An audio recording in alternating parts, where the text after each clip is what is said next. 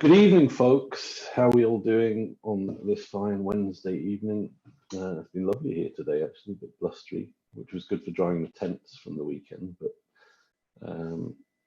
yeah, it's been lovely. I'm pleased to say that I have my old nemesis, friend, Dr.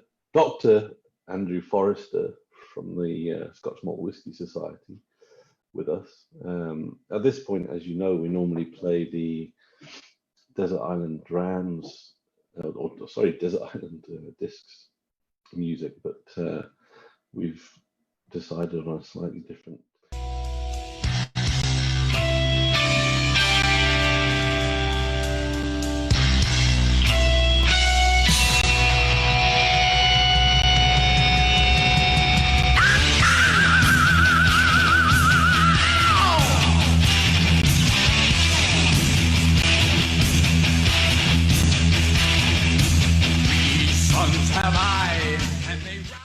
Yeah, you can see why you want that.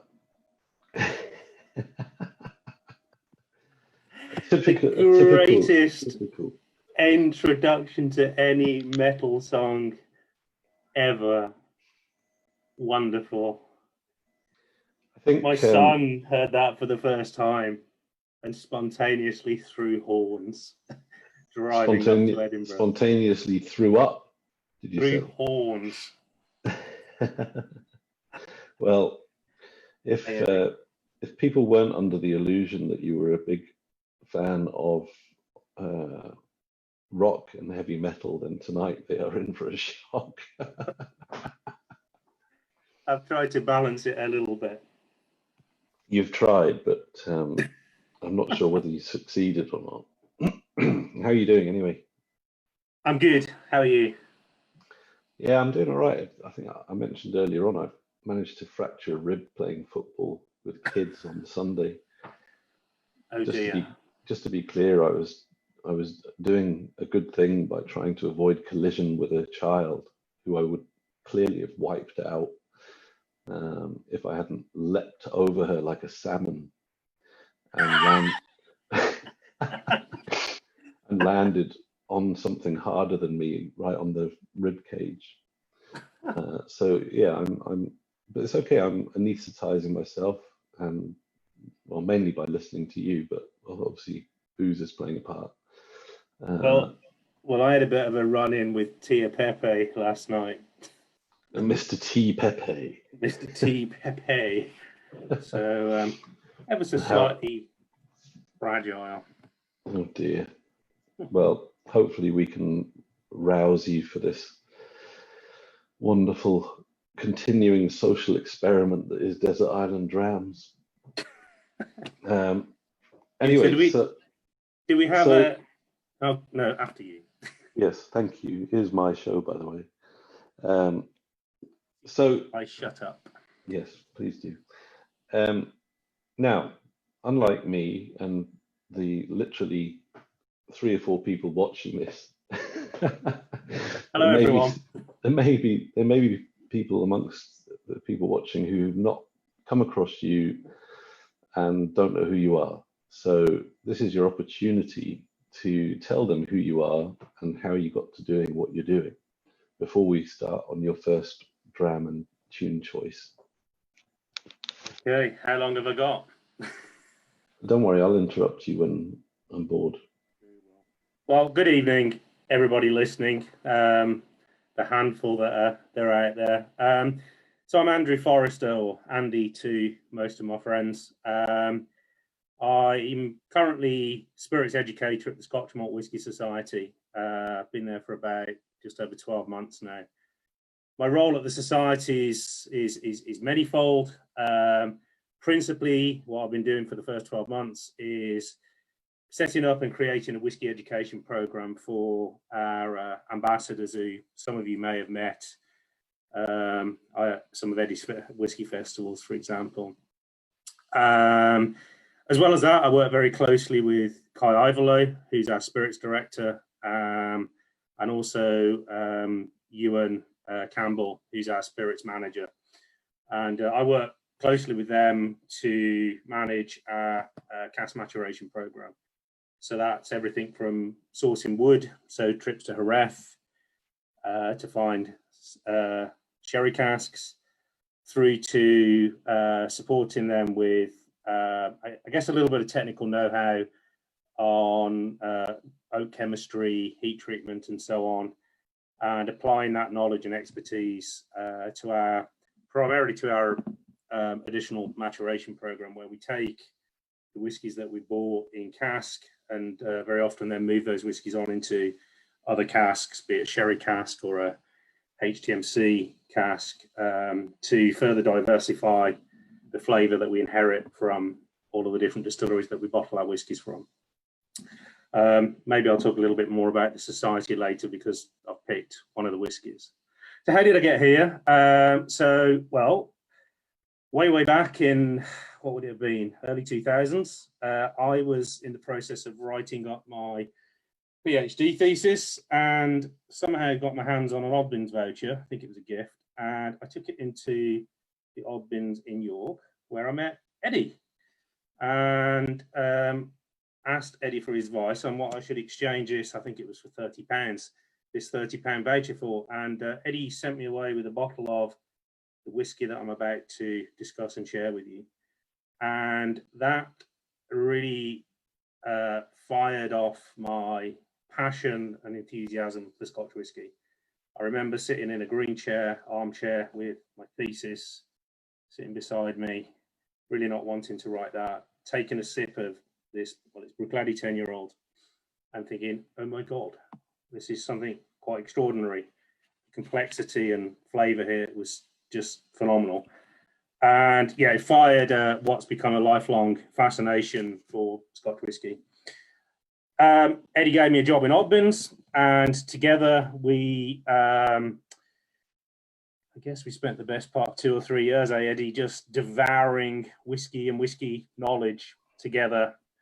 Eddie went off and worked, got a job with Glenmorangie in Ardbeg, and I went off and landed a job with John Mark and Robbo's Easy Drinking Whiskey Company. We'll come to them later. Spent 3 years there as their ambassador. I used to joke that I was the Andy in John Mark and Robbo. From there, I went on to work for William Grant & Sons, where I was the UK ambassador for Balvenie. 6 fabulous years working with William Grant's, and very closely with the whiskey stocks team there, people like David Stewart. From there, I went back to science. So I'd done a PhD in plant genetics, looking at how flowers grow and develop. And I went back in a way to the lab, where I took a job at the Scotch Whisky Research Institute, which is the industry's research and technology organisation. I suspect most of those listening probably have no idea it even exists, and that's because it very deliberately keeps a very low profile. But the contribution it makes to the industry is extraordinary in terms of developing new technology and knowledge to support both the, well, I guess the sustainability, the improvement of Scotch whisky as a whole, as a category. It's funded by the distilling industry for the benefit of the distilling industry as a whole. And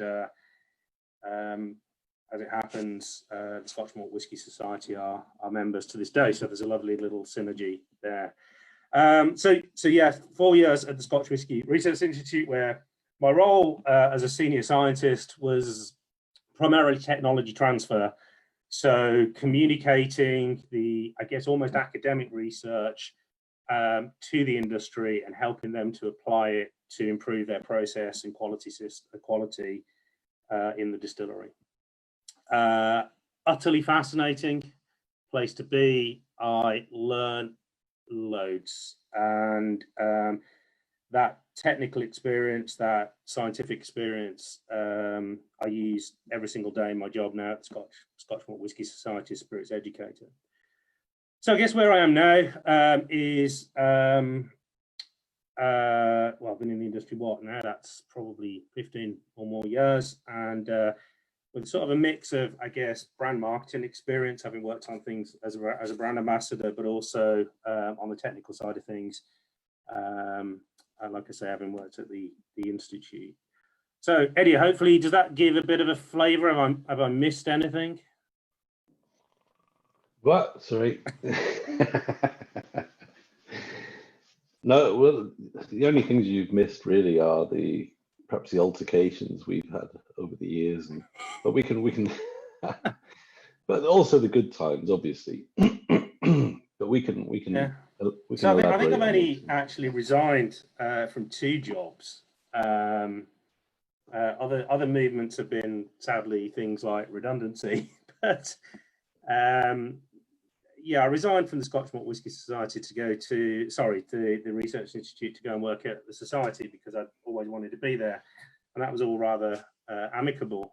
As you'll remember, Eddie, when I resigned from working in Oddbins, it was somewhat less amicable and involved the hurling of a case of slimline tonic, more or less in your direction and telling you exactly where you could put your wine advisor's job. We have a love-hate relationship, don't we, my darling? I thought you were massively underqualified, so Eddie, it was truly wonderful times, and the first song actually is meant to capture that sense of excitement and happiness that was, I think usually a Thursday in Oddbins. Usually I think I did delivery days because it meant we could kind of metaphorically shut the doors to the public, put on loud music in the shop, usually your choice, possibly lots of Black Crows and Catfish Keith. Oh, talking to the Black Crows, slightly slightly related. Off-piste. Pardon? Slightly off-piste. But no, the point is, by the way, I bought us tickets to go and see the Choir Boys in Glasgow the other day. So in January, COVID accepting, we're going to see the Choir Boys. Thought you'd like to know. What's that got to do with the Black Crows? Well, they sound a bit like them. Oh, really? No, what was I saying? So yeah, I mean, look, good fun times working in Oddbins, and I mean, I think I was fired up, I think, by tasting whiskey sort of properly for the first time. But I think it, without doubt, your passion and your enthusiasm and your knowledge of whiskey was part of the foundations of my learning and the beginnings of my journey in Scotch whiskey. And as you'll see, everyone, I've picked Bruichladdich 10-year-old as the Desert Island Dram #1, and really, it's not about this whiskey per se, but it was the first one that I sat down and went, oh my god, wow. But there was a whole load of other whiskies that Eddie and I drank together, discovered together, shared with people together. Eddie and I guess, in many ways, laid the foundation for what became the wonderful project that is the Whisky Lounge, in hanging out with a few people in a small room, I think upstairs in a pub above a pub in York, and sharing some bottles we'd bought from Oddbins. And Eddie, I don't know if you remember, but the ceramic decanters, the Bowmore 22-year-old, the Bowmore 30. I mean, just utterly phenomenal whiskies. Highland Park 18, just truly stunning whiskies that I guess we just sort of forget. They're not necessarily our desert island drams, but they're part of that wonderful early discovery. Bowmore, I think you probably remember, was an early favourite. Well, I remember particularly you falling in love with a bottle of Bowmore 15-year-old. Thank you so much. In fact, I think I employed you on the basis that the first tasting you came along to, which was upstairs in the Golden Lion, which is like with the Batman-esque floor. And you literally fell asleep at the table cuddling the bottle of Bowmore, and myself and your girlfriend at the time had to fireman's lift you down the stairs. I have a recollection it was an incredibly steep, narrow staircase. Is that right? Oh, it was rickety old York.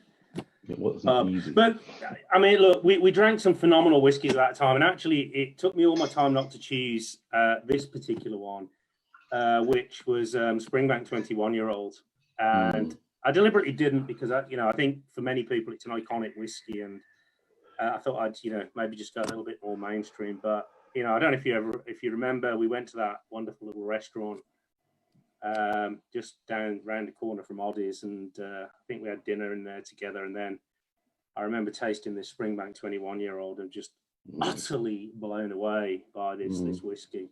It was again another one of these epiphanies that just kept happening at the time. Discover these whiskies, and I guess we were blessed. We were lucky. We got our hands on some pretty special stuff back then. We did, and we could talk about it forever. But let's get to your first tune before everyone falls asleep. Can I just say, Eddie, I think this is probably the single most difficult task you've ever given me in my entire life, to whittle down this to sort of 5 drams and 5 songs. So apart from the aforementioned case of Slimline Tonic, which you also seem to have problems with, Yeah, I think you'd asked me to do something absurd. Probably. Completely unreasonable. So go on, are you going to reveal the song? I think I mentioned it already. You tell us who the artist and the song is, and then I'll reveal it. Yeah. Okay. So, I mean, as Eddie's alluded to, and you gather from the incredible vocal shriek that we launched with, I guess my true love in music is all things heavy metal and beyond, and perhaps truly rooted in new wave of British heavy metal from the early 80s and bands like Iron Maiden and Diamond Head and the like. And to be honest, this was difficult because I could have picked any number of songs, and I could have picked, I think I am denied about Phantom of the Opera from the first Iron Maiden album, because I just love all the time changes in it. But, I think for me, what metal in those early days just has this incredible energy and excitement about it. And I think no more so than in Crazy Train by Ozzy Osbourne on the Blizzard of Oz album. And not just Ozzy critical to this one. I mean, obviously his vocals and his personality that he brought to it, but singing alongside the legend that is Mr. Randy Rhoads, the guitarist. R.I.P.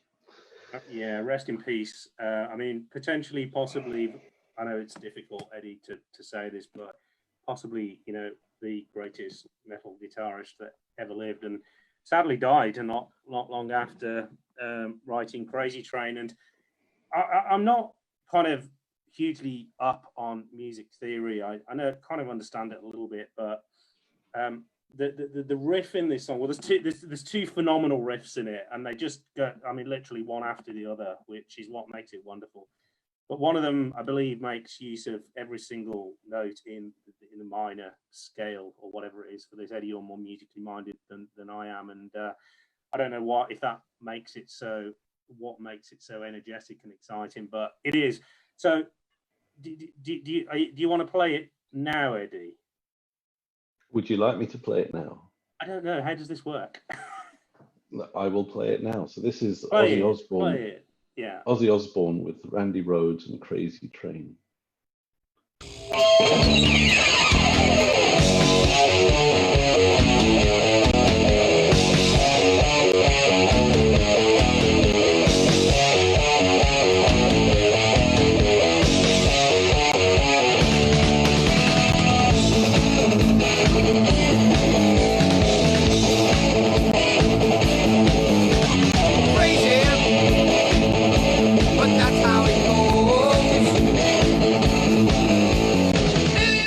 Oh, I hate doing that.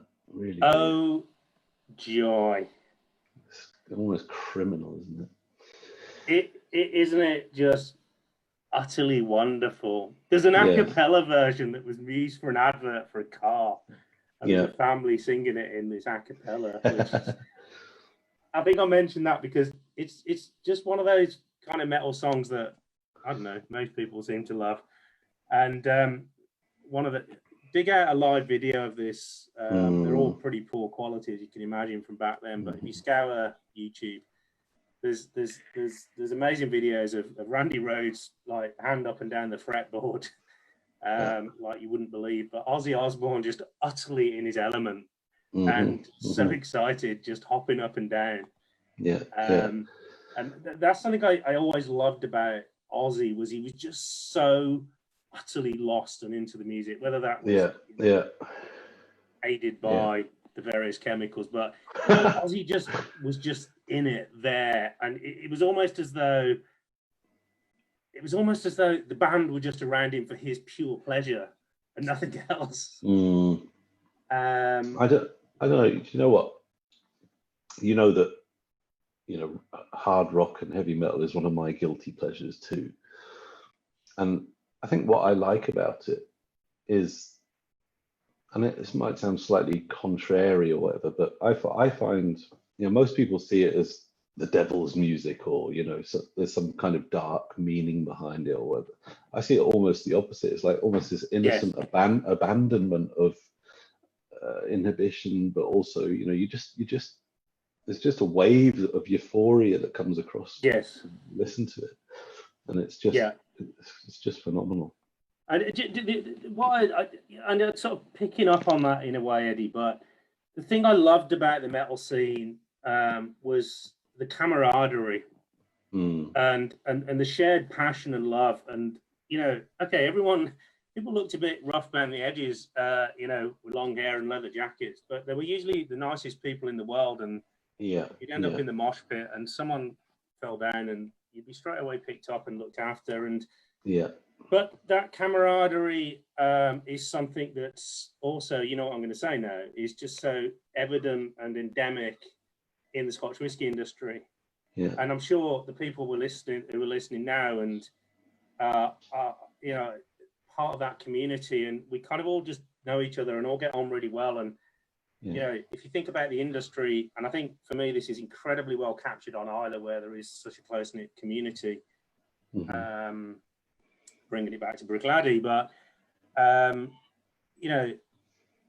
fiercely competitive in the commercial world for these single malt whiskies that are made. But everybody just helps each other out when it's on the ground in the distillery. And I remember talking to, I think it would have been, I think it was Mickey Heads, might have been John Campbell at Lefroy, or Mickey Heads at Ardbeg, I forget, but just relating a story how, the previous week they'd had a problem with a pump in the distillery, and not only did the guys up at Bruichladdich lend them a pump, but they sent their engineer down to fit it in the middle of the night. And that camaraderie and that true friendship is, I guess, shared in that world of metal and world of whiskey. And there's, I must admit, as in the last few years, I've met more and more people who are actually in the industry, but also into hard rock and heavy metal. I don't know if you should definitely go back and look at Paul Dempsey's Desert Island Drams. You'd okay. And he's you might remember I worked with Dempsey, of course, in my John Mark and Robbo days. Well, he's watching. Is he? Yeah. He actually says that Black Crows are apparently playing in October. Ooh. Whether that's this year or next year, I'm not sure, but maybe he'll Paul, elaborate. I'll be in touch. Well, hopefully he'll send us another message through Facebook. So when we come to, I think it might be second or third whiskey, Paul, we'll I think we can talk about some fun times we've had together then. Yeah. Sure. What I was going to say, it turns out the society is a hotbed of of heavy metal debauchery, and Ewan Campbell, our spirits manager, Kai, our spirits director, and many others. Like their metal. I think we were at a tasting every year. Ewan organises a dinner in the vaults for the tasting panel as a little bit of a thank you to all of the various people that participate in the tasting panel. And it's not many kind of nice dinners I've been to. I end up listening to Carcass, the death metal band, after dinner, and the album Necrotism Descanting the Insalubrious, which I remember having to ask my English teacher at the age of 14 what necrotism descanting the insalubrious could possibly mean. Anyway, brilliant. Listen, we should move on to the second question, the second challenging question. Now, obviously, you've done lots and lots of tastings and presentations in your time. You've met countless whiskey fans, people noobs and people who are new into whiskey, but also people who you're dead into it. So you must have heard some beautiful myths through your years, things that people have somehow heard as a Chinese whisper or something that has developed into something, a bit more serious. Have you got anything for us? Crikey. I should have thought about this, Eddie. Yeah. Oh, brother.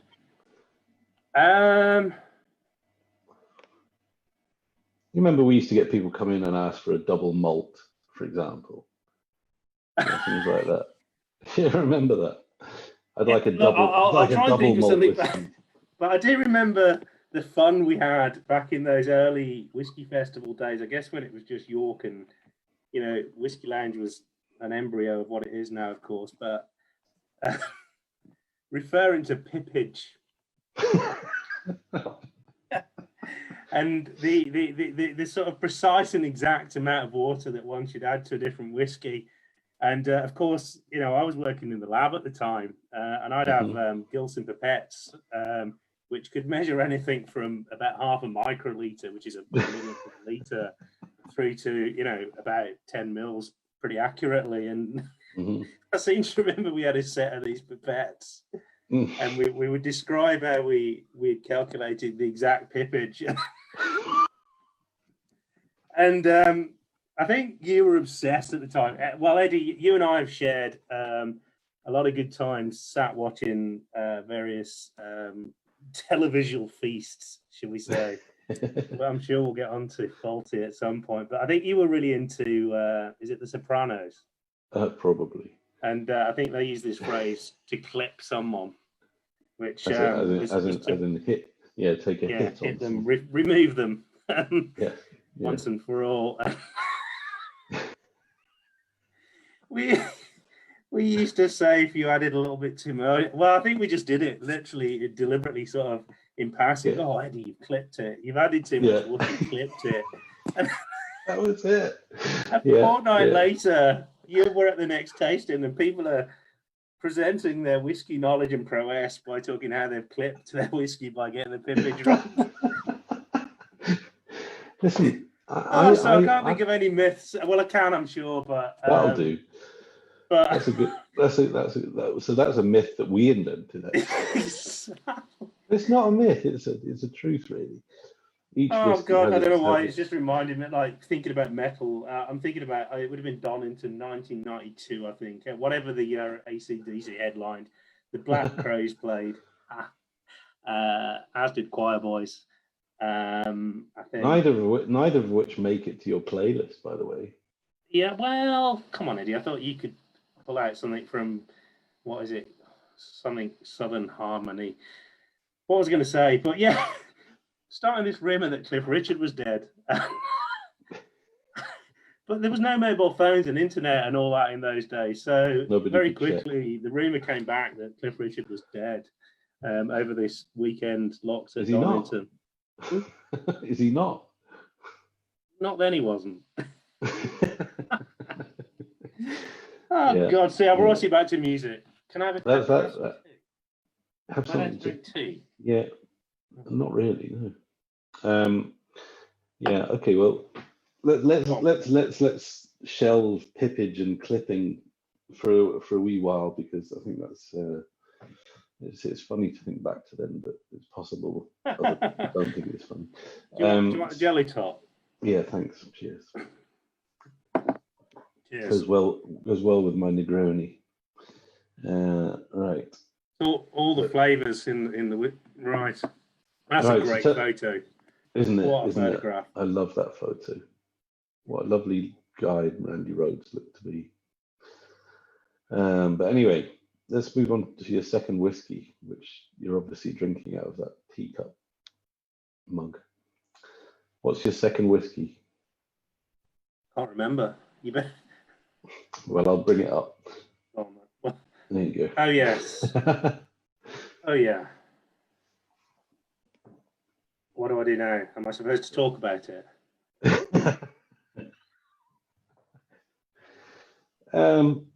Well, yeah, but don't drone on, you know.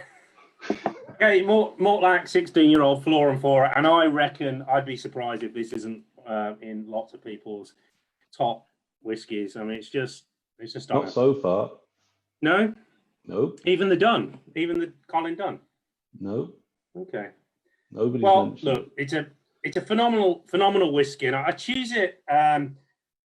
Because it's just, it's one of the just good, solid, amazingly brilliant whiskies. It's from a really curious and interesting distillery, which perhaps I'll wax lyrical about in a moment. But the reason I chose it was because, whiskey is often about the drinking experience as much as it is about, the quality of the spirit or whatever, It doesn't necessarily need to be phenomenal quality whiskey to be an incredibly memorable and wonderful experience when you drink it. And I've got a few examples of that as we go on. But I picked this because I can remember distinctly drinking it in what is possibly, or was possibly, the greatest whiskey bar on the planet.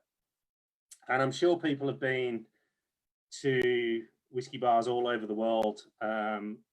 I guess I would, obviously claim that our venues, the Vaults and Queen Street, are some of the best whiskey bars in the world. And, I used to work a lot down in London, and there were some stunning 5-star hotel bars with wonderful whiskey bars. But the best place I've ever sat and drunk a dram is the Fiddleside Inn in Craigellachie, or Craigellachie in Speyside.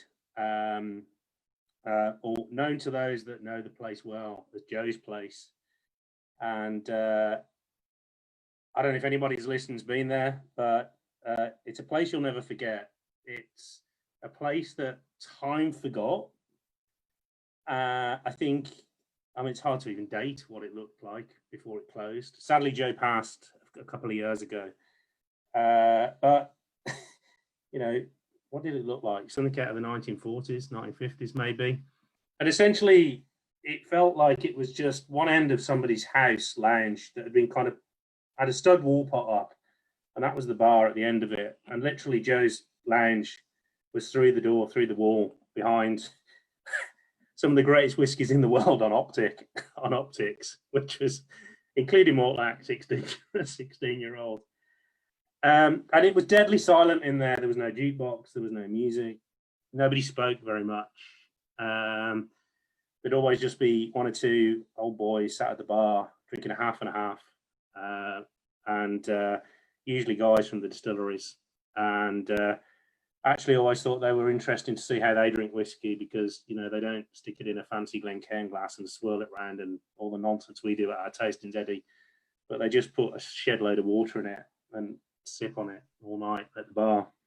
Mm-hmm. And everybody used to sit at the bar. I mean, it was like, it was not much bigger than the room I'm sat in now, a couple of meters long. And people walked in, put their hand in the pocket, put their whiskey tokens or sterling coins on the top. And throughout the evening, Joe would pour them a dram and take the money off the bar accordingly.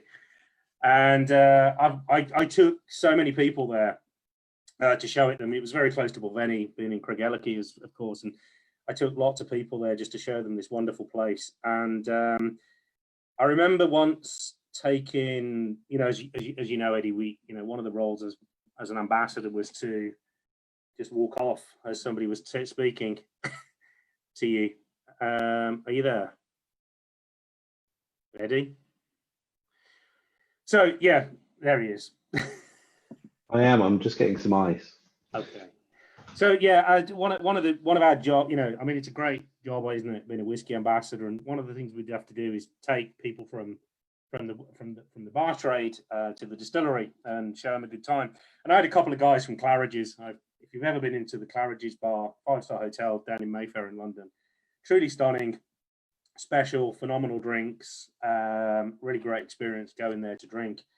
But these two guys who worked in what must be one of the most beautiful bars in the UK, if not the world, were utterly humbled by what they saw. This ramshackle bar with anaglypta wallpaper that had probably got about 6 layers of paint on it and so on. Because it was just a special place. And I remember this is where the Mortlach 16 comes in. I remember saying I think I wanted to buy a few drinks with, iconic whiskey from Speyside that wasn't Bulveni, for these guys from Claridge's. And I asked for a Mortlach 16. There wasn't one open. And so Joe got one out of the box behind the bar and got the price list out. He bought from Gordon MacPhail, who, wholesaler, retailer up in Speyside, and he got the price list out, the trade price list for that he buys from, and literally took the trade price and divided it by whatever it is, is it 28 drams in the bottle, and that's what he charged us. And I just love that. We'd gone from we got these guys who worked in the bar where the markup is probably like 15,000% or something. And Joe just divided the price that he bought it for by 28, and that's what he charges for a dram, which was just lovely. So anyway, Mortlach 16-year-old, I mean, a wonderful, heavily sherried, meaty, weighty style of whiskey, but just brings back these wonderful memories of Joe's place, which sadly is no longer. The distillery is fascinating. They have this curious distilling regime, and I always jokingly quote Richard Feynman, the physicist, and say, if you think you understand the distillation regime at Mortlach, then you've not understood it. Feynman said that of quantum physics. If you think you understand quantum physics, then you've not understood it. And that was always my little kind of. If someone asked me to explain Mortlach, that was my get out, because I couldn't. Yeah. And I know guys that have run the bloody place, and they struggled too. Yeah, So, the only person who has been able to break it down for a simpleton like me, in a way that's understandable, is the irrepressible Douglas Murray, who I'm sure you know very well. But he because obviously he knows all those distilleries in and out, having engineered or designed many of them. So for those not in the know, Douglas Murray is one of the technical wizards behind the scenes at Diageo.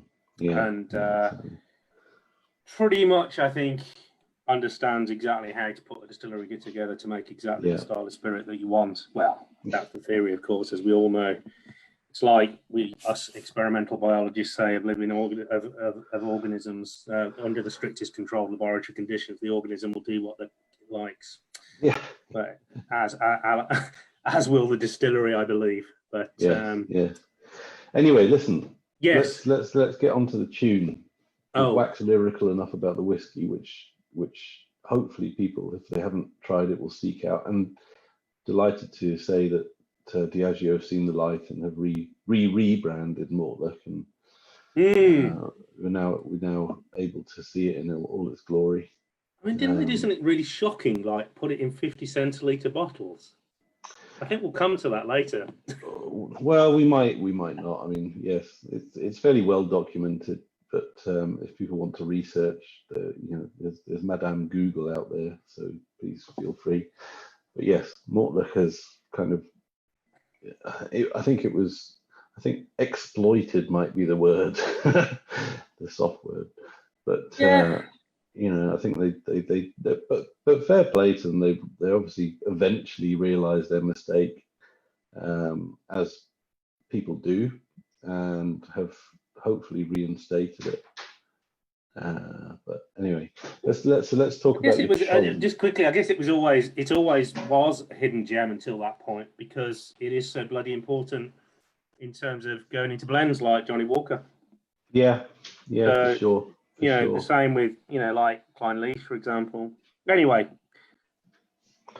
so tell us about the tune that you've chosen to pair with the Mortlach. Yeah, so I think I've gone a little bit. I've gone totally different here. So stepping away from the raucous and world of heavy metal, and I've actually chosen some Scottish fiddle music, and it's a tune called "The Farley Bridge," written and performed by a friend of mine, Duncan Chisholm, who wrote this song about a bothy. Well, Farley Bridge is a little place up in the Highlands of Scotland, and just over the Farley Bridge is a bothy, which is, as he jokingly, Duncan always would joke, that's where him and his mates would go and hide from the wives and drink whiskey together. And so where do I want to go in with this? So it's just a wonderful little Scottish fiddle tune, contemporary Scottish fiddle tune. It's about drinking whiskey, or inspired by drinking whiskey in a bothy in the Highlands of Scotland. And I figured that if I was taking a whiskey to a bothy, something robust and rich and sweet and sherried and meaty like Mortlach would be quite a good one to stick in the hip flask and share in a bothy. So the Farley Bridge. So I did have it queued up there, and then I got slightly distracted. I know. What on earth? I keep talking while you do that. Just keep talking for a second. I'll get it back.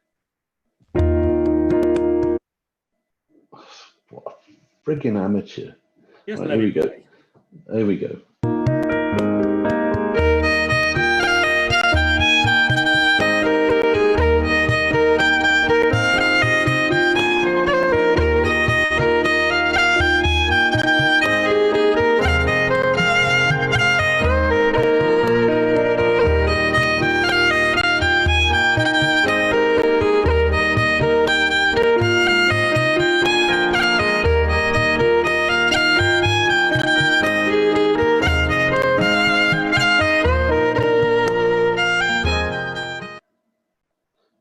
Very nice. Like it? Yeah, I did. Well, I heard it earlier, obviously, when we were putting this together, and it's very nice. It's really lovely. I mean, like you, I don't, I love rock and heavy metal, but I love most styles of music, and particularly, I do like traditional Scottish stuff and even English, and that's particularly lovely. So well done. Yeah, I mean, Duncan writes all sorts of stuff, and some of them are just lovely little tunes like that are just filled with happiness and joy.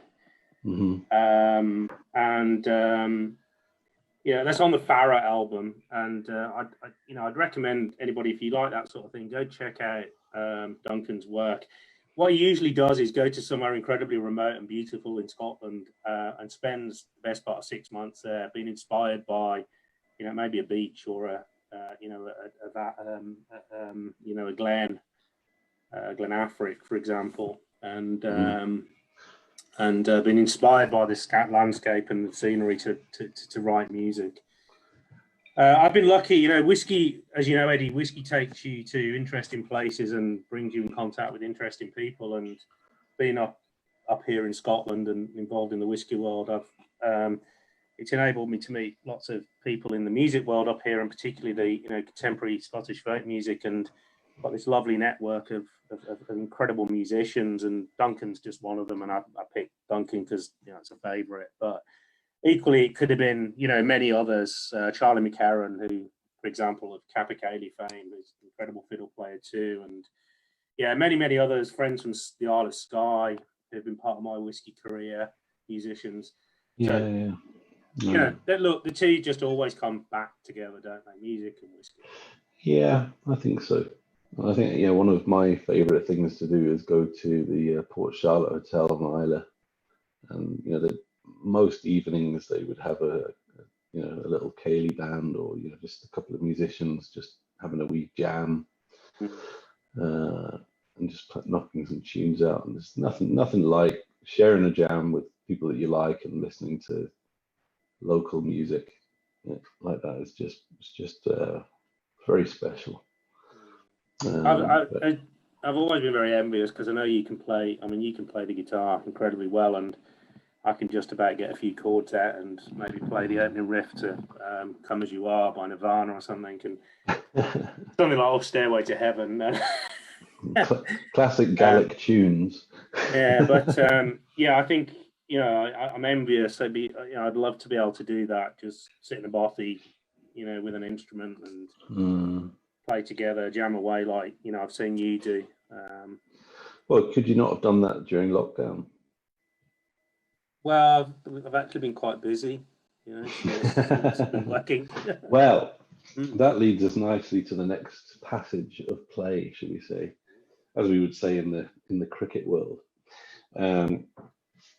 So obviously we've had this incredibly bizarre and Yeah. unusual time that we've all lived through and still living through.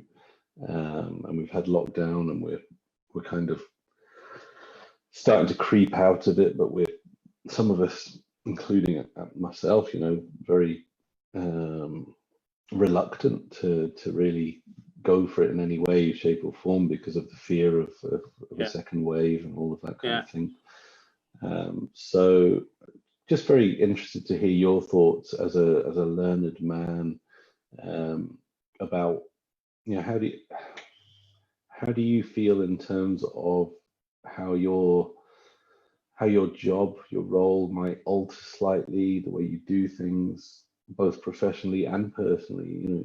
I know you've always been quite close to nature, I think. So you've always enjoyed your walks and your cycling, but also you're very hands-on. I know that you did a lot of work on your own house and all that kind of thing. So I suspect that in some ways it's not an issue for you, but I imagine in certain other ways it is an issue for you. So I'd just be interested to hear, how lockdown has affected you and, how you see things changing, evolving. God, Eddie, there's so many things to say to all of that. I mean, I know. Yeah, it's been utterly surreal, I think, is kind of what it was. I remember walking. I think I'd been for a walk in the hills. I live in Peebles, which is a smallish town in the Scottish borders, and we're surrounded by hills. And I'd gone out for a walk one evening, and it was that first Thursday when everybody started doing the clap for carers. Coming out, hanging out the window, or standing on the doorstep and applauding the people who were working in the NHS. And I remember walking back into the estate as this was happening and just thinking, God, this is utterly surreal. This is so odd. So look, I'm a bit of an introvert, really. I can switch on the performance and be Mr. Life and soul in a tasting, but I'm quite an introvert, and I like to spend time on my own generally, busying myself with the various things that you mentioned. But I have to say, even for someone like me who needs lots of time on their own, and sort of a day of socializing is exhausting. It's been tough, it's been really difficult. But and the first 3-4 weeks, I don't know what I did, but what I did do then was something I'd always been putting off. So, as I mentioned, my main role at the society is Spirit Educator. So, providing sort of whisky technical education for our ambassadors. And I'd set up this program of training around sort of where does flavour come from in the whisky production process. That was the first thing I was going to do. And I was running workshops at the Vaults and Queen Street in Edinburgh. And I'd kind of kept saying, one day I'm going to work out how we do this online and create webinars, and not really knowing exactly how we do it. And then literally kind of overnight, suddenly, Zoom and Teams and all these platforms have all become incredibly adept at using so quickly. I just did it, went ahead and did it. And I ran, weeks of whisky workshops online. And it was a bit of a salvation in many ways for me, because, it kept me in contact with our diaspora of ambassadors and brought everyone into the room. It felt kind of convivial, and it was nice to get people together. And, we covered all sorts of topics. But what was also nice was I thought it'd be quite cool to reach out to some of our, our friends in the industry and get them to, give guest speaker slots. I covered the kind of technical stuff, and then I approached the great and the good of the industry, and what was really lovely, going back to that idea that everyone's just so always happy to be helpful, everybody immediately said yes and got involved. And we had people like Richard Patterson, the master blender for White Mackay, Sam Simmons, who I think's done a Desert Island Drams with you. Who else? Alistair Day, who founded Rasse the distillery on Raasay, and many others. And we just had this whole series of wonderful, interesting presentations and through Zoom. And that was kind of my salvation for weeks on end, was doing that. But yeah, we're supposed to be kind of coming out of it, but it doesn't feel like it. And I have to say, I still find it bizarre to think we might go out. I was actually supposed to go and spend the day and an evening with Pip Hills, the founder of the Scotch Malt Whisky Society, tomorrow. And he's been baiting me into a, should we say, a discussion, or what will probably be a heated argument on flavour profiling. So he invited me up to his house anyway to discuss this matter, and it would have been a wonderful social occasion. And but anyway, as it happens, the virus has put paid to that, because some folk I saw a few days back think they may have the virus. So I'm not going to obviously go up there now and see Pip, but so it still has an effect, you know. So it would have been, but that would have been an interesting couple of days with spending time with Pip. Sure. But yeah, look, I used to love viruses, and you probably can see my collection of fluffy, cuddly toy viruses here. This is Ebola. Yeah. Wonderful. But this one isn't so much fun, really. This we made one. Hector, for those that don't know, that's my 7-year-old. Hector and I made a coronavirus out of modelling clay. Anyway, so look, as a biologist, I find the things fascinating, but the chaos that they've caused is this one has caused is yeah, leaves a lot to be desired. Yeah, it's very interesting. Does that answer your question? Yeah, well, yes, it does. You know, it's very interesting, because I know that you do occasionally struggle in a social situation, so I was particularly interested. I'm not a social, but an extended social situation where you're expected to be there for hours and hours and talk to people. And so yeah, I'm going to go now. Yeah, that's enough. It's just you and me. Seriously, I mean, being an ambassador for a distillery, as you know, is an absolute privilege. But you know, there'd be times when you'd find yourself in these wonderful, glamorous locations delivering a tasting, and everybody wants to talk to you.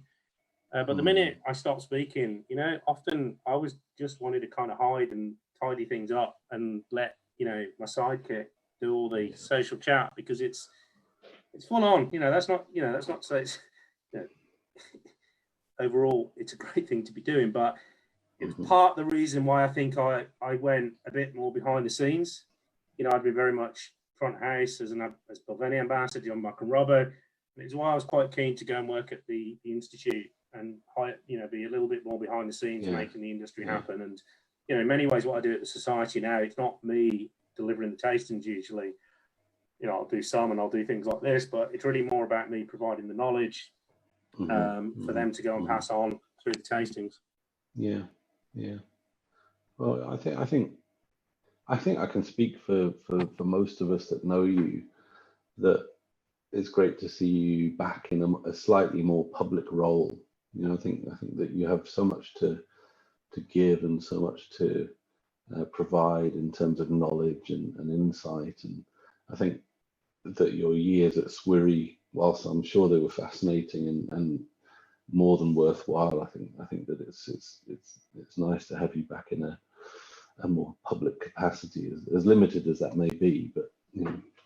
Yeah, it's good. I mean, you know, the reality is, yes, I can do without constant kind of, you know, limelight and socializing, but the reality was I missed a lot of it as well. And you know, the kind of excitement and the of in marketing, if you like, and the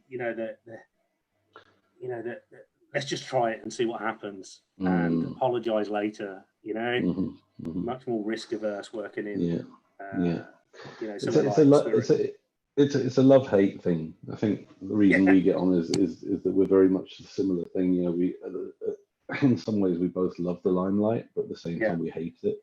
And we'd rather see other people who we feel are more deserving taking the limelight. Whereas we'd rather sort of squirrel ourselves away and watch Fawlty Towers or something. Don't start. But anyway, should I think we should start. I think we need What? to talk about some You whiskey start. music. Yeah, we do. So I'm gonna switch over to the presentation. So that was the Mortlach and Duncan Chisholm, the lovely Farley Bridge. Tell us about the next whiskey, please, Andy.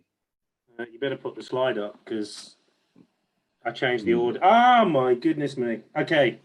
Dun dun dun.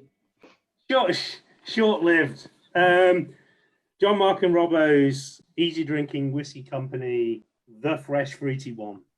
So look, I chose this. Well, firstly, it'd be impossible to be a desert island dram because, to my knowledge, there's not a single bottle left in existence because I drank them all. I want to drop to case on the way up to Alpe d'Huez in France, which was a bit sad. Anyway, look, I've chosen this not specifically for this particular whiskey, but to represent my love for grain whiskey. And it'd be very hard for me to pick out a single whiskey, and say that's my true desert island dram in grain. So I chose this because when Dave Robbo and I, so Dave Robertson was the master blender for Macallan, who eventually put the John Mark and Robbo whiskies together, the Robbo. When Robbo and I put this together, essentially we used grain whiskey from, I think it would have been all 6 working grain distilleries at the time. And it was exactly what it says on the tin, which was what John Mark and Robbo was supposed to be. It was fresh, it was fruity, it was tropical fruits. It had that wonderful, and I think this is often true for grain whiskey, had that wonderful kind of fruit salady, tropical juiciness and this could have easily been a desert island dram, Eddie. Redbreast 12-year-old. You're on mute. Yeah, I know. Yeah, so it could have been. But look, the point is I wanted to bring grain whiskey into the discussion because for me, there's so many delights to be found in grain whiskey. And, I think often we become very myopic and focused on malt whiskey and particularly single malt whiskey. And if you, in our business, single malt whiskey, and grain just has so much to offer. And I'm lucky in that lots and lots of samples of whiskey pass under my nose as part of, by being involved in the industry. As you know, Eddie, we're lucky we get to try all these things, old and rare whiskies. But as part of as a member of the tasting panel at the society, often, every single week I'll be lucky enough to be nosing and tasting dozens of different samples of whiskey from the casks in our warehouse and deciding or not, when or whether we're going to bottle these things and ultimately writing tasting notes for them. And, every so often Ewan throws a grain whiskey into a panel, and so often they're just utterly phenomenal.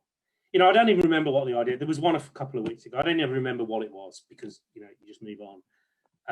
But it was sort of an old, I think probably like 25, 30-year-old grain whiskey, and just utterly lovely, juicy, fruity, fresh, vibrant, lovely, my kind of whiskey. So the Fresh Fruity One was really in there to I guess mark an important part of my career working for John Mark and Robbo.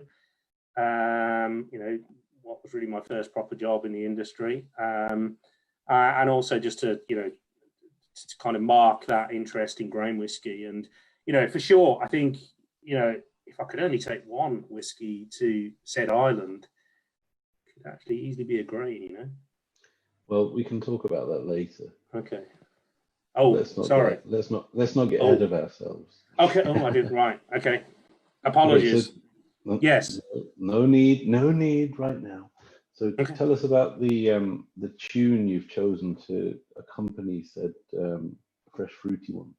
So I think this is Tunnels, yeah, by Angels and Airwaves. beautiful photo. Yeah, so the man in the middle is one of my heroes, Mr. Tom DeLonge, lead singer, guitarist of Angels and Airwaves, and some of you will probably remember he was also part of punk pop band Blink 182, who, when they came along with that album in, what was it, the late 90s, Enema of the State, made us all feel bloody young again. It was like being a teenager again. And those wonderful fun days hanging out, playing on your BMX and listening to heavy metal. Joyous, when life was blooming simple. But, okay, why have I chosen it? It's one of my favourite songs by Tom DeLonge and Angels and Airwaves. Why do I love them? Because they write great, high energy, lively, happy music. But also Tom just writes the most delightful lyrics. And some of them are actually puerile and silly, but some of them are just so full of meaning, and he just captures things in a wonderful way. And I don't think it's going to be part of our clip, Eddie, but there's a line in this song towards the end, which goes along the lines of "Clap your hands, do whatever your heart commands," and I just think that's rather lovely. You know, what a kind of a mantra for life. Clap your hands, do whatever your heart commands. Yeah. And there's just lots of little snippets. There's a song called "Going Away to College," which was Blink 182. It's on that Enema of the State, and there's a line in there. Bouquet of clumsy words, a simple melody. The world's an ugly place, but you're so beautiful to me. Lovely. Well, yeah. With cheesy that, maybe, I don't know, but I like it. So do you want to play it? Yeah, shut up. Yeah. TC, I shut up. I am not without emotion. I have ran from the pain of my will, from the mess of the hunt, not catching the thrill. And I'm ill. I am known in the circles of envy. I thank God. Soft fade out at least. And I just love that little guitar thing in there. Yeah. I don't know what you call it. I might have to seek it out, have a listen to it properly. I'd never come across them until you mentioned them. Yeah, elements of what U2 in there. Tom DeLonge would claim The Cure, but uplifting anthems very often, but also these lovely, thoughtful, meaningful lyrics often, I think, probably inspired to some extent by heartbreak and yearning for love. And whiskey. And whiskey. Yes, indeed. Anyway, we'll move on to the next question, Andy, if you don't mind, which is, hopefully you've had a little think about this. I'm sure you'll think of an answer if you haven't. Essentially, if you could choose a historical or cultural figure from the past or present, somebody who means something to you in your life, that you'd just love to sit and share a dram and have a natter with, is there someone that comes to mind? Yeah, dead easy.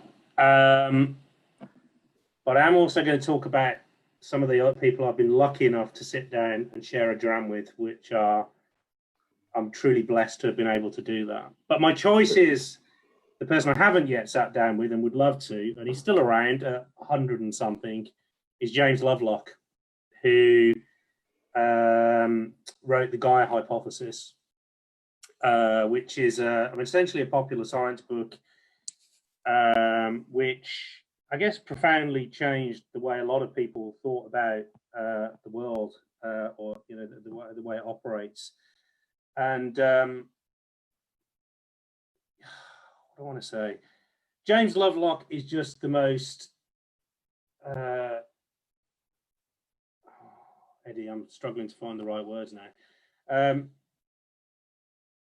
Innovative thinker, just thinks so differently about the world, and his ideas had a profound effect on the way I see the world. And when I talk about the world, I mean kind of science, biology, the way the world operates. Him and somebody like Richard Dawkins, if you put aside all the ranty stuff about atheism and whether God exists or not, if you put all that stuff aside, you know, things like Dawkins's theory of the selfish gene changed my life reading that, but as did reading the Gaia hypothesis. And essentially, I guess the fundamental idea in this hypothesis is that the entire planet, be it living biological organisms on it, be it the atmosphere, for example, be it rocks, be it volcanic activity, everything interacts and works together to sustain and I guess ultimately protect the planet. And I guess almost the idea that whatever happens to it, it'll survive. And okay, you know, species come and go, and there's every chance we'll come and go and won't be around for long, but the planet will keep going. And you know,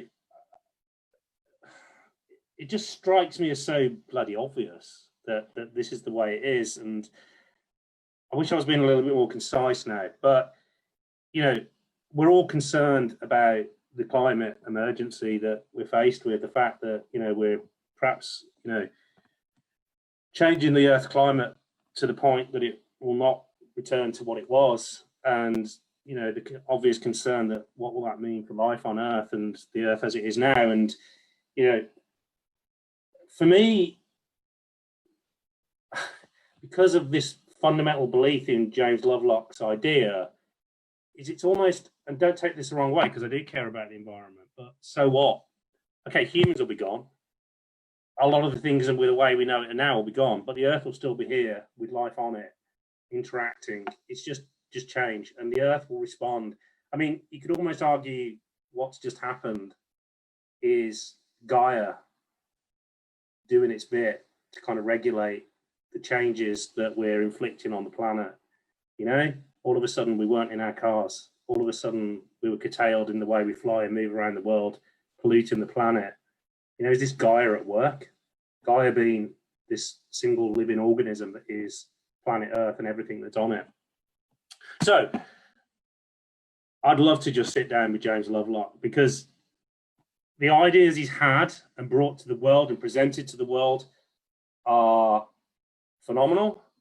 And the thinking he's doing now about what life's going to be like, what the world and the universe is going to be like in the future is phenomenal as well. And he has some what might be pretty crazy out there ideas, but for many people, but I think he's got it right. So, James Lovelock.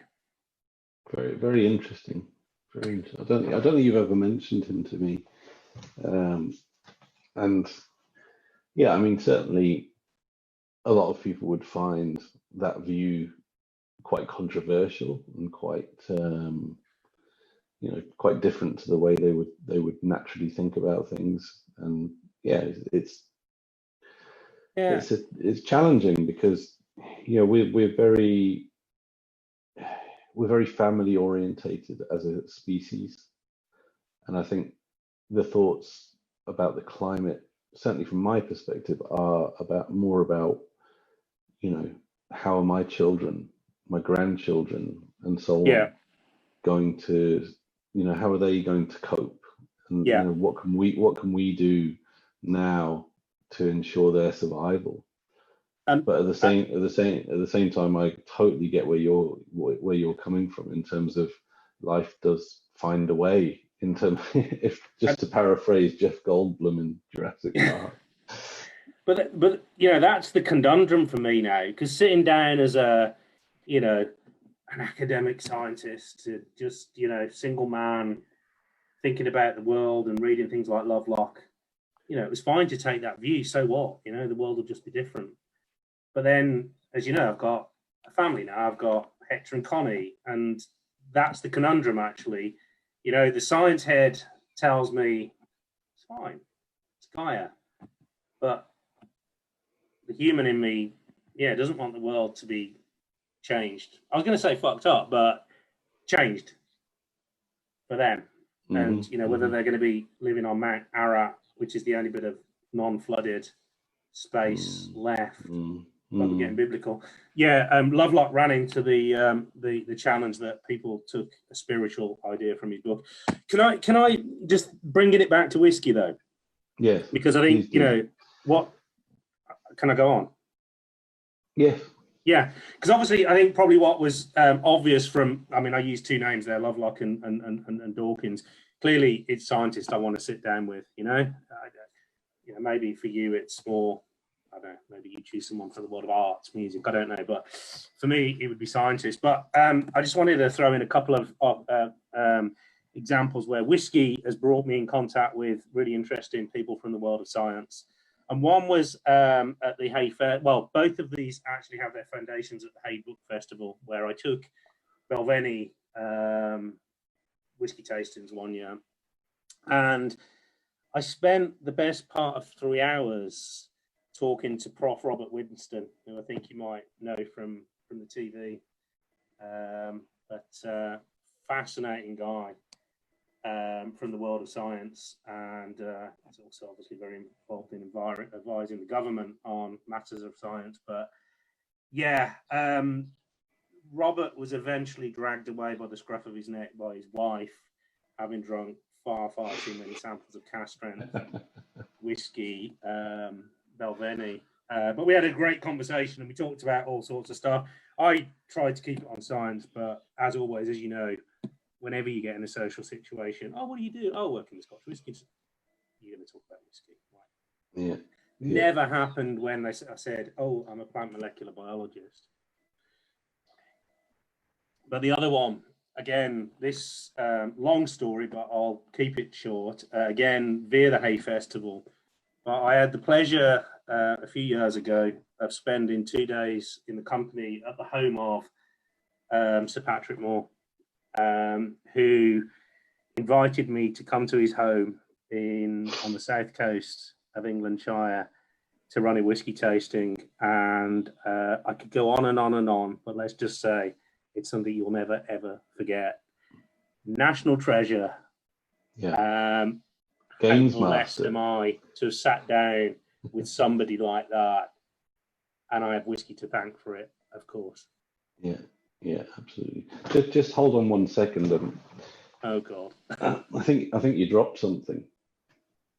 I think you dropped a name. Sorry. Very good.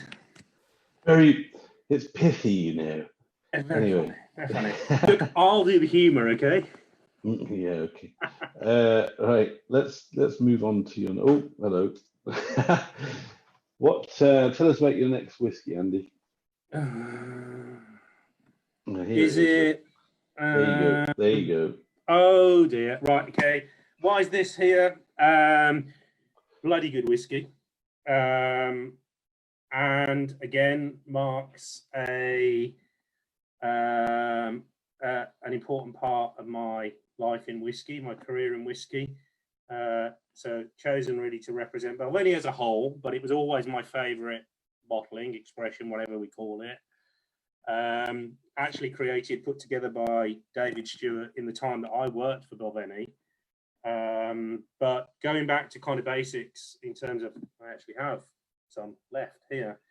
Going back to basics and not additional cask maturation and finishing or whatever you want to call it, but a marriage of whiskey from 3 of the most traditional types of cask used in the Scotch whiskey industry. First of all, bourbon barrels, refill bourbon barrels, and Oloroso sherry butts. And I think you'll probably remember I used to do lots of tastings where I would have the component parts of this whiskey and let people taste the new make spirit and taste the way the different casks performed and matured the spirit, and then how they came together. And I think the conclusion was always, even though people were getting to try, genuinely unique, rare samples of whiskey direct from the cask, the conclusion was always that actually bring them together, and that's the way the best. And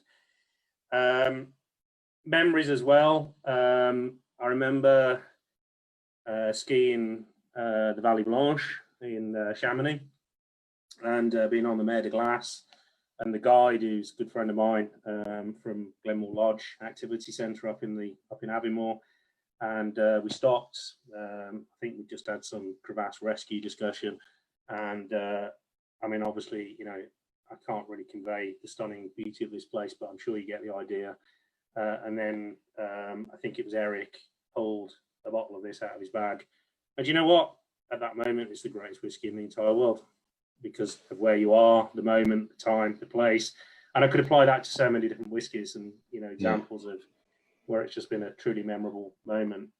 So Bob Any signature 12-year-old. Also put together by one of the most lovely people in the whiskey industry. Indeed. Yes. Mr. Dave Stewart. Can I share a little story? Go on, quickly. David, because, you know, look, David is the most humble, modest, lovely man you'll ever possibly meet, and he would never ever, you know, it'd be pretty rare to ever hear him talk about his achievements, despite, you know, having an MBE and all that kind of stuff, and 50 years in the Scotch whisky industry, blah blah blah blah blah blah. And Dave, you know, if you ever said to David, and I was lucky enough to kind of launch quite a few of David's creations, and you'd say, David, this is just phenomenal, you know, amazing, you've done it again. And David's stock answer was almost, aye, Boven is a good spirit, to be fair. If you know David, you know, to be fair, aye, Boven is a good spirit. And what I always took from that was, it ain't about me, it's about all of the people that work at the distillery to make Boven what it is. You know, whether it's the maltman in the maltings, whether it's the coopers in the cooper, you know, work in the casks, the brewer operating the mash tun, you know, somebody like Keith running the stills. Boven is a good spirit. It was always about what the boys in the distillery did, not what he did in terms of, you know, with the mature whiskies. But I do remember David saying, oh, that signature's a fucking good whiskey, isn't it? That's brilliant. So there you go. I completely concur, having been lucky to spend a bit of time with David. He is just an utter gentleman, and you know, a true legend. Exactly. And you know, I'm glad you brought that up, because I did, partly the reason I put this in was because you know, it was a chance to talk about David, and you know, I was lucky to have spent, you know, 6 years of my career working pretty closely with this guy. Yeah, you truly were. You and Sam Simmons too. Me and Simmons, I wouldn't say I was lucky working with Simmons. I don't know what he'd have said. Yeah, you both love each other. We do. Anyway, tell us about the tune. Now you've given this some good background. Right. I think I have chosen something from another area of music or genre of music I love, and I think I've seen All Good People from the Yes album by Yes. So I guess this lives firmly in the realms of prog rock from the 1970s. I kind of wish it still was the 1970s in many ways. Yeah, I was a mid-teenager, and I had some friends who were kind of about twice my age, in their early 30s, and they'd grown up listening to things like Wishbone Ash and Yes and Jethro Tull, and yeah, I fell in love with it. But this particular song always struck me from the minute I first heard it. I've loved it, and the reason I've kind of, I guess, chosen to pair it with it, well, there's two things I love about this whiskey. This piece of music. The way it builds to this incredible crescendo at the end, but also the harmonies that are sung in it. And I love harmonies in music. And maybe this sounds a bit kind of cheesy, but the harmonies of the flavors in, you know, the Balvenie signature and the different casks and the different flavors from those different casks. And I thought, well, look, harmonies in a song, is there a better song for me than harmonies than this. So if you want to play a little bit of a clip, which I hope captures some of those sung harmonies. Yeah, well, let's listen to a little snippet of I've Seen All Good People. Queen to use, move me on to any black square. Use me anytime you want. Just remember that the goal is for us all to capture all we want. Yeah.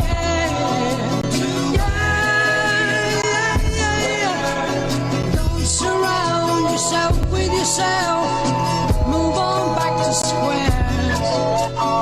Send an instant comment. Yeah, I think I remember that song from the film. I think it was it in Almost Famous or one of those. You know what, Eddie? You're right. It is in a film, and I don't know what it is, but yes, that's been mentioned before. You know, of all of these songs, you know, as I said, and the same with the Whiskies, they're kind of almost to represent something. But that it might even have been Guardians of the Galaxy or something like that. Actually. Yeah. Okay. But yeah, that I really would have to take with me though. Yeah.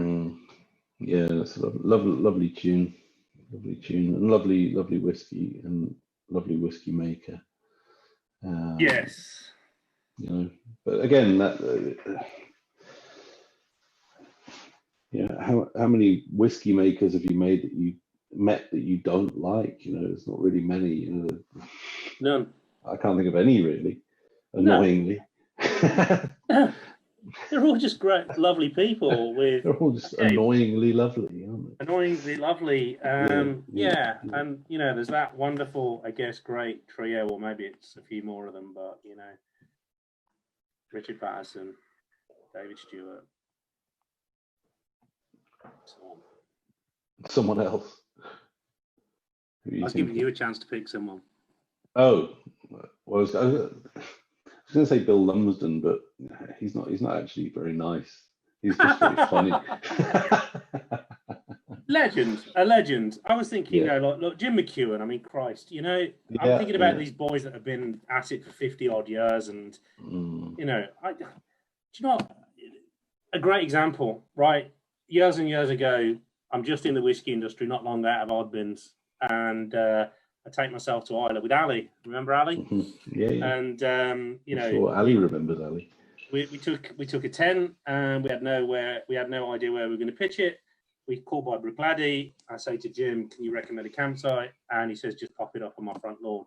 You know, that lovely thing about that welcomingness of the Scotch whisky industry. Yeah. I used to joke that I'd camped at Mecca. Did he charge you for it? Yeah.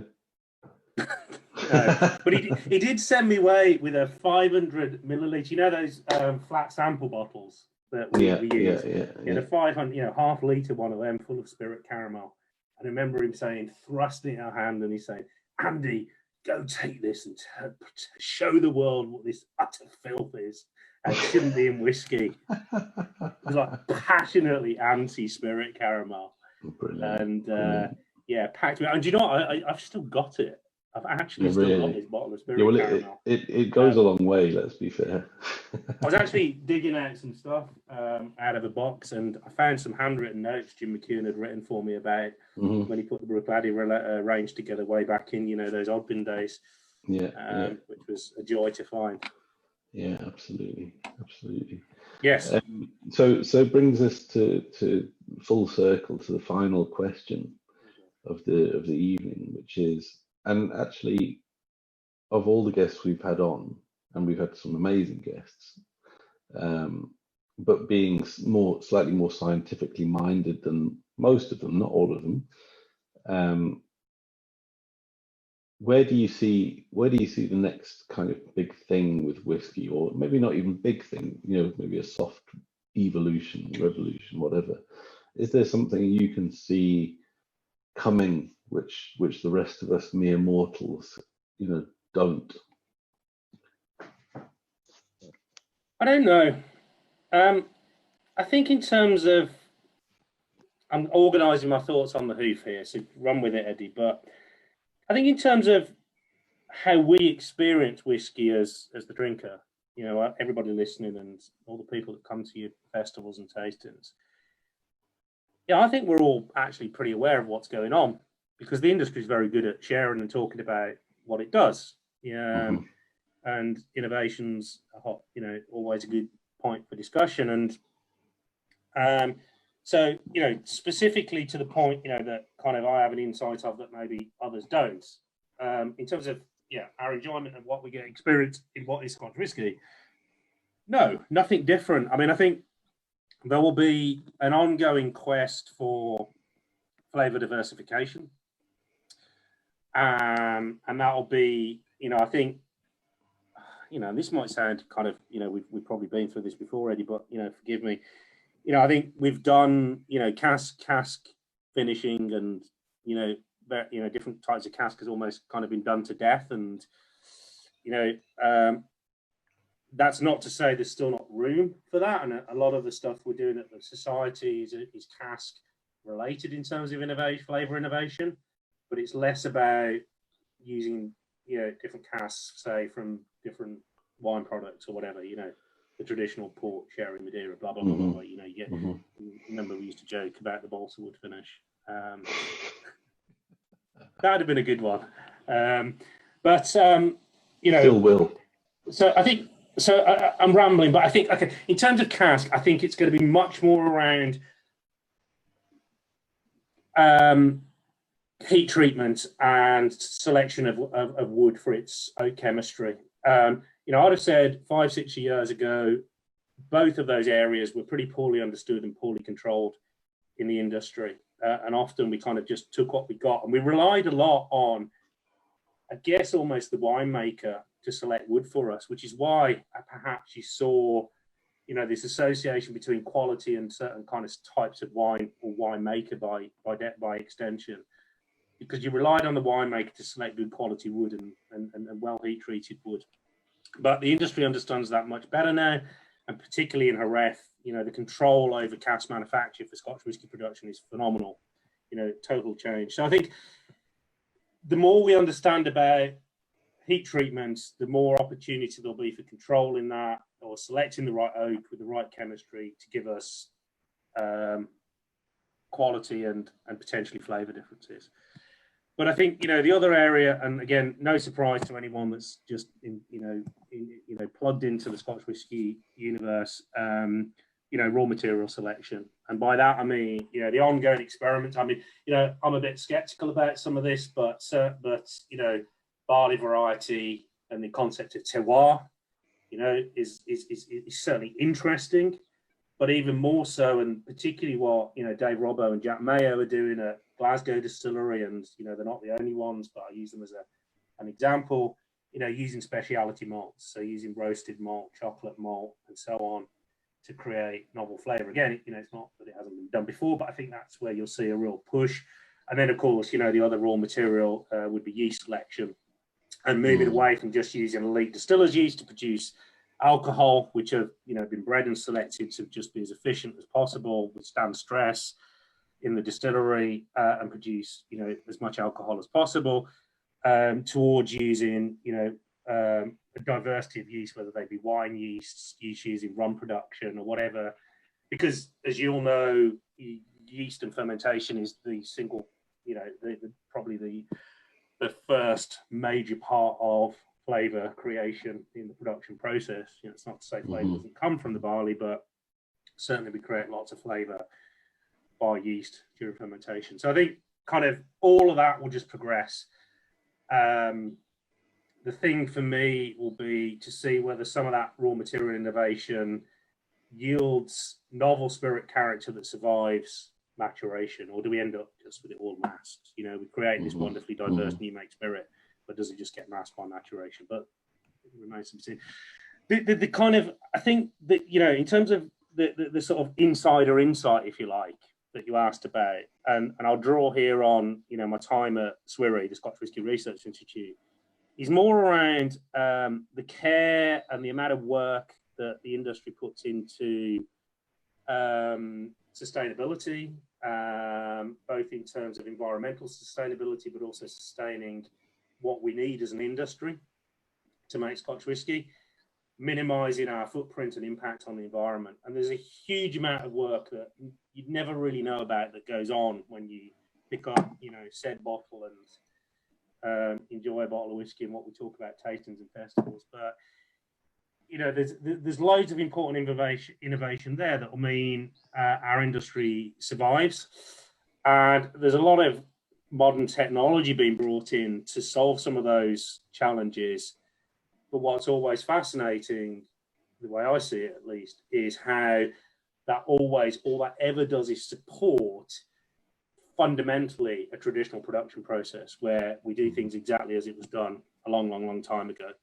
Albeit, actually recovering heat, the technology is about recovering heat, reducing water usage and things like that.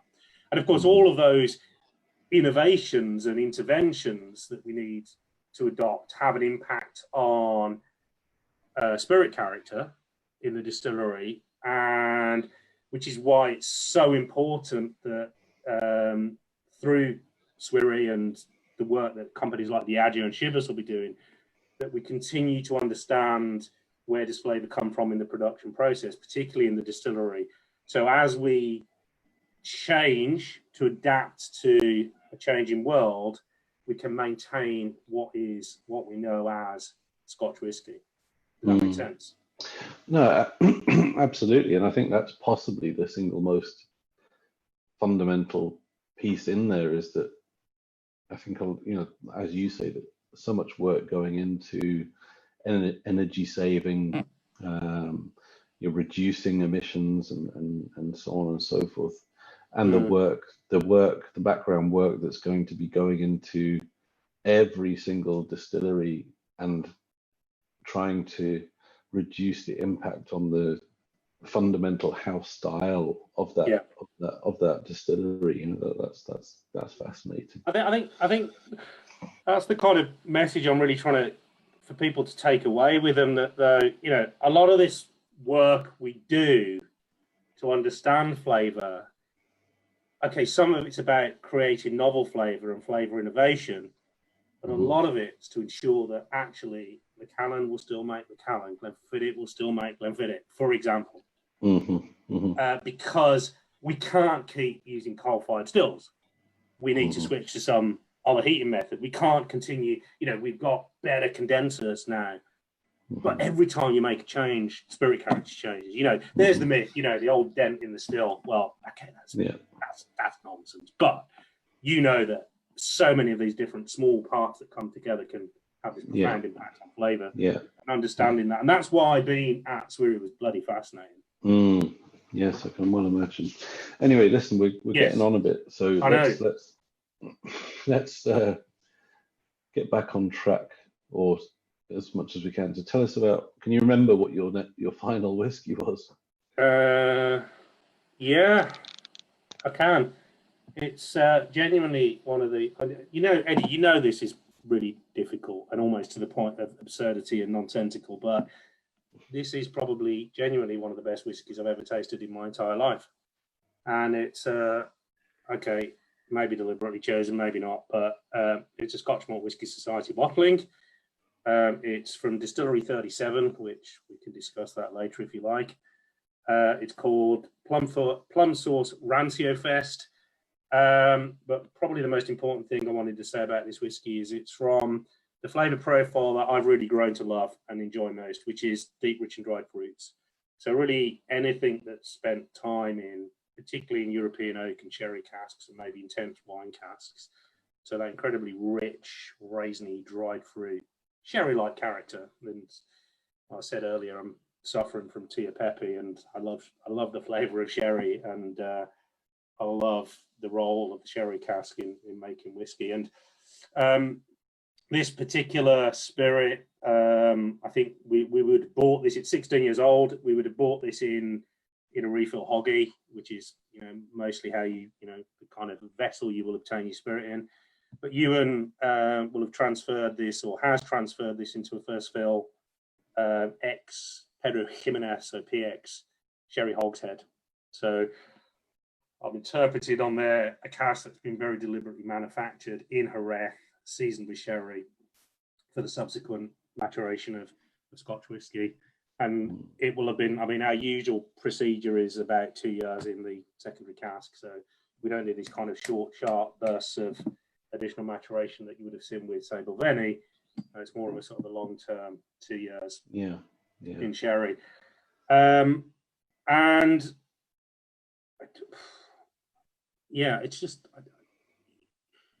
you know, sometimes you can't even explain what. Do you remember when we sat down for dinner at your stag do on that farm, and we had a lovely steak, I think, and we drank a few bottles of Darrenberg Dead Arm, and nobody said anything about the wine, and you and I hadn't said anything about the wine until about 45 minutes, an hour in. And do you remember we just looked at each other, and that's all it took?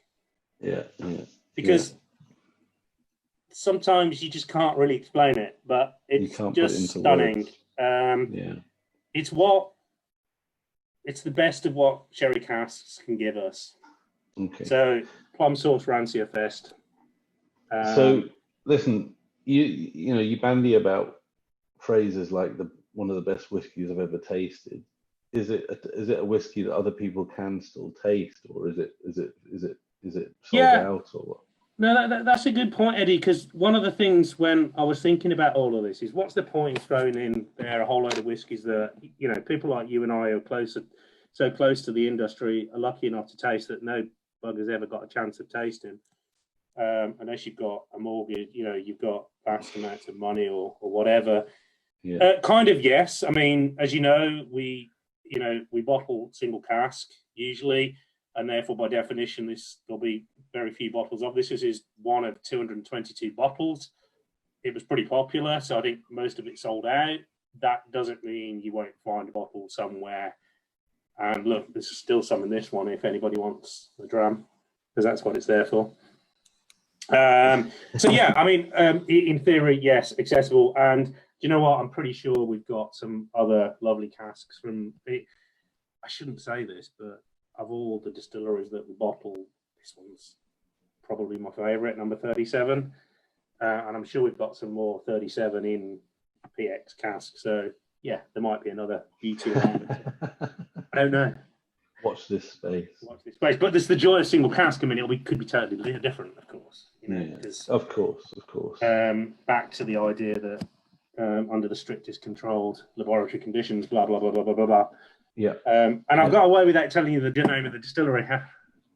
Well, listen, people can use the internet; they can work it out. Exactly. Unless you want to flat top stills. And the last time I visited, I don't know if this will help, but there was a bat on the floor in the storeroom, keeping warm. A bat?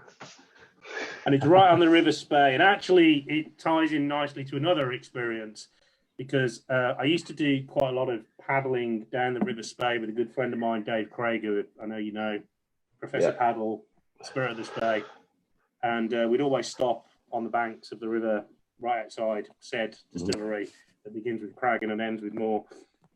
And usually stop for a dram at that point. So kind of, you know, another good memory of sharing whiskey in great locations. Absolutely. Beautiful location. Anyway, song. Yes. What did you choose to listen to whilst? So this is called Waterloo to Guildford Direct. Did you used to live in Guildford? I used to live close to Guildford, yes. So this is called Waterloo to Guildford Direct. It's a live version I've chosen. It's by Frank Hamilton, who's a young guy from London who's clearly seriously emotionally traumatized and just writes wonderful songs. And I love him for his lyrics, because he just writes the most charming, wonderful lyrics. And few things. Well, so the link to the whiskey was that the idea that all of our whiskies come with poetic, often romantic, colourful tasting notes, and Frank writes poetic, romantic, colourful songs. So that was kind of my link in with the whiskey, as contrived as it may be. But I just love this, and this one has a bit of a personal element to it as well, because it's a song I've enjoyed listening to a lot with someone who's important to me, and actually that same person I spent a lovely weekend demolishing a bottle of this with. One weekend on the I think it was on the east coast of Scotland by the sea. Yeah. So very much a personal thing, but lovely lyrics and lovely tunes. Play it. Okay, well, let's have a listen.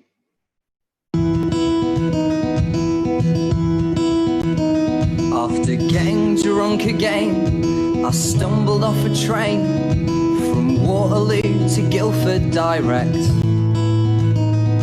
Just standing in the rain at 2:15 AM. They say things happen when you least expect them to.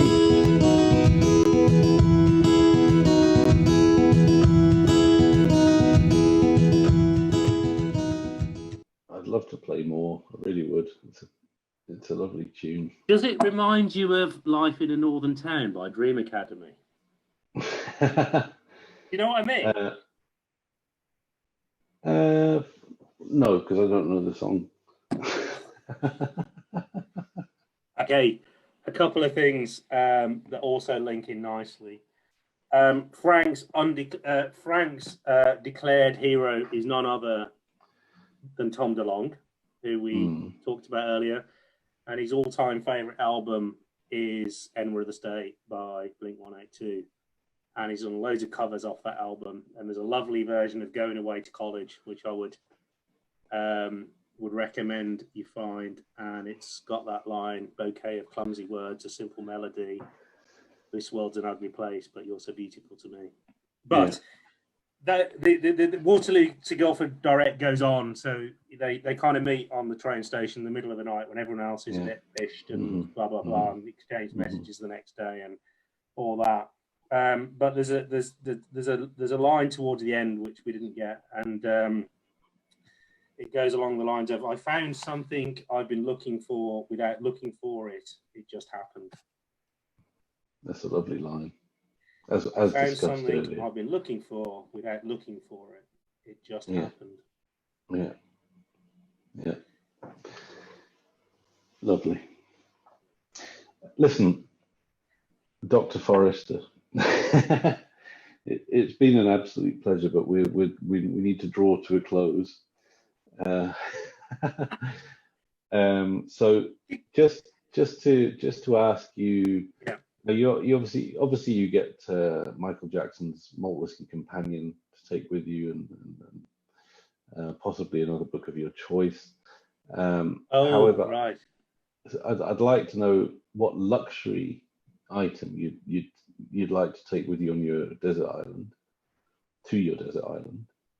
and also if you had to choose one of the drams and one of the tunes, which ones would it be?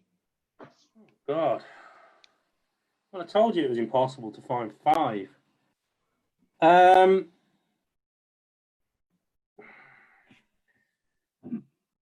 Probably that. Okay, and which tune?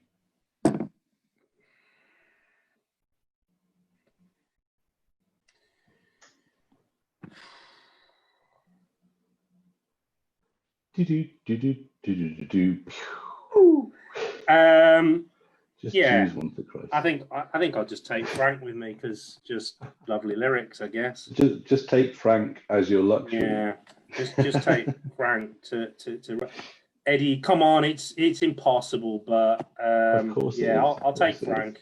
Okay. Yeah. Okay, cool. Well, listen, Andy, Andrew, Dr. Forrester, whatever you want to be known as, it's been a deep pleasure. As I knew it would be. I knew it'd be fun. Yeah. I hope everyone at home has been enjoying it, and all the best to everyone out there. I hope you're all well and keeping safe, and we'll see you next time.